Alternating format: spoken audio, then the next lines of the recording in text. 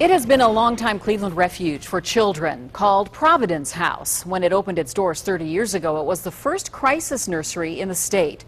The mission, offering a safe haven for small children who are in unstable or dangerous situations.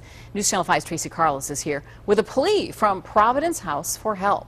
Yeah, Lee, that's right. The crisis nursery that is in the business of helping tonight needs some help itself because of changes in state regulations. On a warm June afternoon at Providence House, it's child's play. These little guys are just a few of the children who are learning, staying, and playing here. What we do is provide emergency shelter to children newborn to 6 years old who are actively at risk of abuse or neglect. And they live here with us for up to 60 days.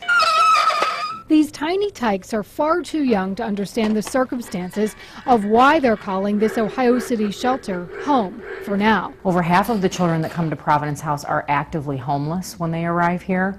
A good number of our children are also affected by domestic violence in the home and in flight with typically their mom from the violence in that home. The crisis nursery is now in a crisis itself because the state has changed some regulations. If Providence House cannot upgrade its facility by December 1st, then the number of children that this organization helps will be drastically cut from 26 children at a time to just 12. They have changed their policies around building requirements, and so in addition to the 1.5 or 6 million we have to raise just to run, we now have the challenge of raising almost another 2 million to enhance our facilities so that we can meet new regulations. In order for this to be reality, a great deal of money needs to be raised to help the little ones who need it the most. We're talking about very small children, the youngest children in our community, left at risk on the streets with nowhere to go if we can't pull this off.